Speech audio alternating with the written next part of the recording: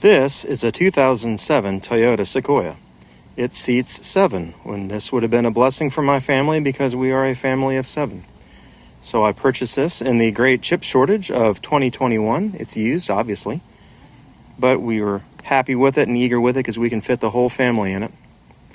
And then things went sideways. Let me explain why. So here we are in the Sequoia, and you think, what could be the problem? Well, the problem was this. When we purchased it, we got one key and one key fob, and this, for purchasing used, isn't unnormal. It's it can happen. But what I found out after purchasing it as an as-is from City Toyota in Memphis, which, by the way, we can talk about that later. Do you see how that is slightly gray? That means that it is a valet key. And that means that valet keys for the Sequoia will not lock or unlock the glove box. But it will lock and unlock the trunk, so it's not the end of the world, you think, until you realize this is your only key, and no further keys can be made from the valet key. No problem. I call City Auto of Memphis, and to make a long story short, they say, go pound sand. But since we're good people, we're going to recommend you to a shady locksmith in Memphis who works out in a shady area of Memphis. And when you call him up, he asks you to come after hours to his driveway and pay in cash in a shady part of Memphis. And so I was never really keen on that. So I tried to take it to the Toyota dealership, and they struggled for a little bit. And they said the only way to do it is to replace the Immobilizer box and to reprogram everything, and they were going to charge me $900 for that. So I'm not interested in this, but remember, this is it. This one key and this one fob is it, and if you lose it, you have a bricked car that you may not use. So I go to a auto locksmith specialist in Memphis, and the idea being, can you clone this key to make more? And the answer is no, you can't. You cannot make more valet keys from a valet key unless you're a high-tech locksmith. So I found a high-tech locksmith. He said, yeah, no problem. I can make as many clones as you want. And this is on me because it was Keyman Locksmith in Utah. And what I did is I researched and I found the problem behind the problem. And the problem behind the problem is this guy, the Immobilizer box. So what I really wanted deep down is not a valet key. I wanted a real key. And what some locksmiths can do is actually get your Immobilizer box, read the key codes that are in there, and then just make you keys based on the existing key codes. So the car thinks, you lost keys, oh, but good, you found them. So what I did is I removed this. And what you have to do is you remove 2 screws right here. You have to pull this black trim piece out. It's kind of a pain. Then you have to remove the instrument cluster, screw here, screw there, screw there, screw there, pull that out, unclip it, one on the left, one on the right.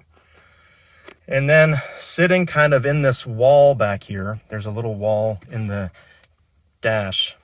You've got this, and it's just like that, but it's in there. And I struggled for a bit trying to get this guy out because I thought I can just unclip him. No, you can't. You actually have to remove this trim piece, and behind, right around here, you unscrew a screw right there. So you take the whole piece out. So save yourself time, remove this, remove the dash, remove this trim piece, and screw it out.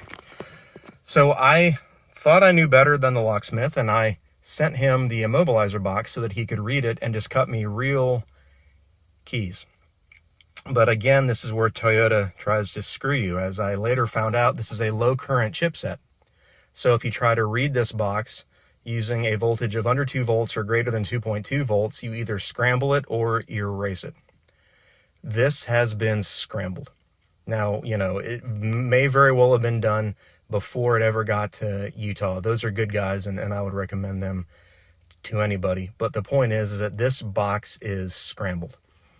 And, it becomes very hard to work with. So at this point, I'm feeling very defeated.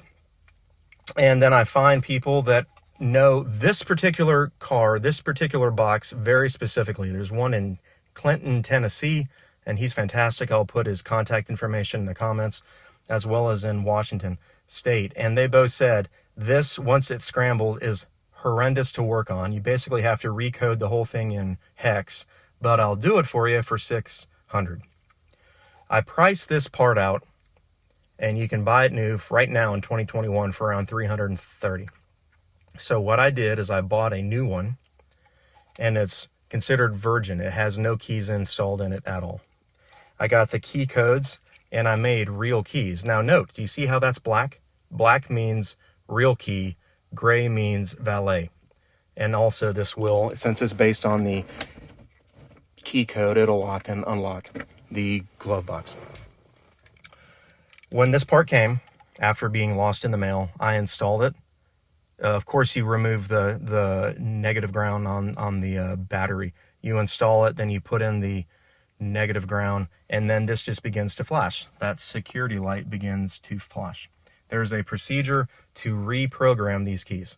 So you get 2 master keys, 1 slave key. So I have 2 master keys now and 1 slave. But then you think, oh great, that's fantastic. Now you can reprogram all the remotes, and I bought the extra remotes for Toyota. Because, you're thinking, hey, man, it might not look the same, but it's pretty much the same. Well, it's not. Because in 2005 to 2007, apparently the key fobs in some Sequoias, not all, some, specifically out of Gulf Shores Toyota in Texas, these fobs were installed aftermarket, either at the port or at the dealership. So whatever Toyota fob you think you have that'll work, it won't work. Trust me. I know, and I've done all the, open the door, close the door 6 times. I've done all that. I've done the other guys. Nothing works because it's the wrong frequency. It's the wrong everything. You have to get this guy. So you flip it over on the back, and if you look at it very carefully, it says LVAT-DT. That signifies that it is a port-installed wireless remote, which has its own everything, its own frequency, its own instructions as to how to program. And you can go on eBay, and if you know what you're looking for, which is LVAT-DT, you can buy remotes. See? So it works. So then you have to buy these, provided that they're at the frequency for these port installed units, which you can actually see kind of to the left of the kick panel, way up high. And the process is you get in the car, you lock it using the auto lock switch, then you turn it on and off real quick 7 times, and then you hit the lock button to unlock it. They're easy to program once you've cracked the code. But if you're like me with a valet key only, or an all keys lost type of scenario, going to Toyota may very well screw you, but they might fix it. You might end up just consider buying this box right here. Look at the part number. Okay. If you want to contact me, I'm not tough to find. Make sure you get the key cut based on the code, because the valet is not quite the same. And then there is a procedure that you can find on the internet. Again, call me or contact me if you need it, about how to program the keys. Now, once you're done programming the keys, you have to get a battery charger, you have to get a jumper cable, and you have to jump on the OBD2 port 4 and 13 for half an hour. I did it for an hour because I was petrified. I just needed this to work. But at the end of it, and when you're doing it, the instrument cluster lights up like a Christmas tree. It freaks you out. But it worked for me, and I hope it works for you. It was such an ordeal for me. I wanted to put this out there to help you guys. So if you have an all keys lost scenario on a 2007 Sequoia, locksmiths may or may not be able to help because of this box. It's a low current box. It takes a true specialist, and there are out there, but you have to search them, and they have to know exactly this box, not Toyotas in general, Toyota Sequoias, because this box is a special box. It has a low current chipset that causes problems. So, there's that. There's this. Now you have to get the key, and then you have to realize that your remote fob may very well not be a Toyota, but a aftermarket one that was installed, and you have to work with that as well. I hope this helps, people. I'm easy to find. Contact me if I can be of help, because this was a nightmare, but we got it worked out. And hey, check it out. Now we have keys that work and remotes that work. and I'm happy.